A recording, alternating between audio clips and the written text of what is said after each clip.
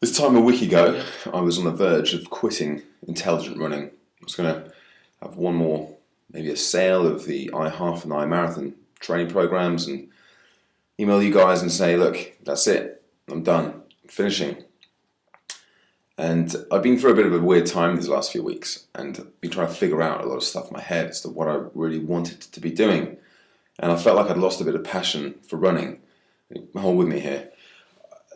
I sat down to write a blog post about 3 weeks ago, and nothing came. I was sat there and I was trying to write. I think, right, I've got to put something down. I've got to get some content out to you guys, and I just couldn't think. Nothing would flow. The words wouldn't flow. And I started thinking, well, maybe I'm beginning to lose that passion for running, and that's why I don't feel like I can write about running anymore. And the other thing is, I haven't actually been for a run in months. And this is kind of a weird thing as well for me because I've always run. I've always considered myself to be a runner. But then at what point do you stop being a runner?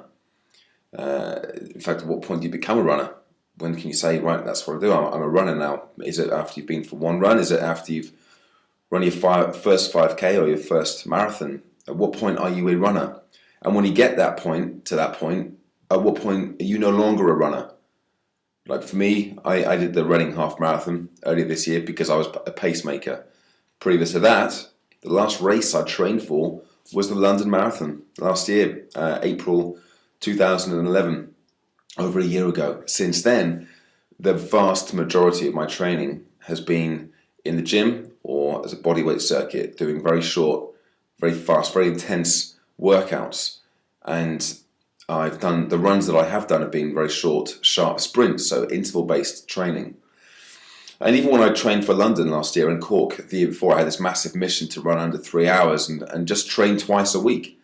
And yes, part of that was because I wanted to demonstrate the importance of quality over quantity when it comes to running. Looking back now, it's because I only wanted to run twice a week. And now I'm looking at all the things I'm running, and I run a couple of running blogs, running forums via Facebook mainly.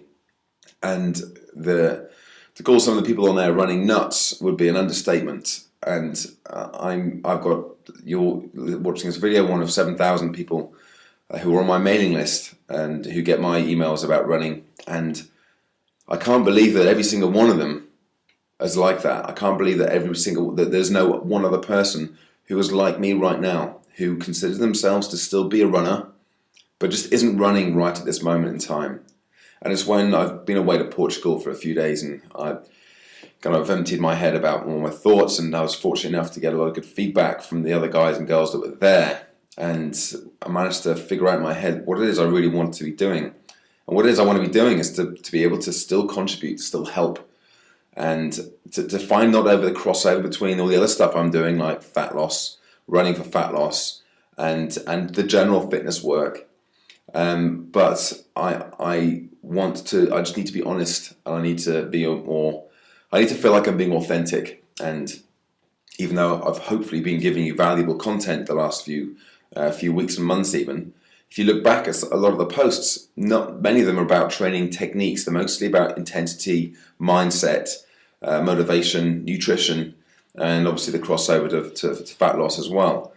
And I'm going to say that's where I'm going to be going. That's where I'm going to be concentrating a lot of my time. I have got products coming out. I'm looking at the Intelligent Ultra Marathon program, which I'm getting somebody else to work for me on because I've never done an ultra before. We know where to start. Not even sure I'd want to. But I know some of you guys do want to do ultra marathons, and I'm going to hopefully put a program together to help you with that. And an injury guide for runners as well, which I'm going to be asking you for some help on to create, so we make sure we get exactly the right product out there for you. So I'm pumped, I'm psyched, I'm back into it with the running, and I'm going to be blogging and communicating with you a lot more. But you might find the voice change slightly in the next few weeks and months, and probably forever, because I've changed, and I'm not the guy I was 6 months ago. I'm not the guy I was a year ago. But now I don't see that that's an issue. I don't see that that's a problem. Some of you will decide that you want to unsubscribe from my mailing list and never hear from me again, and that's fine, because it's a very transitional thing, and I know that not everybody even opens my emails let alone enjoys what I have to say. But some of you will do, and some of you, this is going to really, really resonate with you. And you're the guys and girls that I am looking forward to working with for the foreseeable future. I will run again. I will doubtlessly do another marathon next year. I'm doing the Oxford Half Marathon as a pacemaker in just a few weeks' time. I still enjoy running. I even went for a run when I was in Portugal, and I really enjoyed it again. So I will be running again. It's just at the moment that's not where I am, but hopefully you can still get some value from what I have to say. And I look forward to continuing to communicate with you. Bye for now.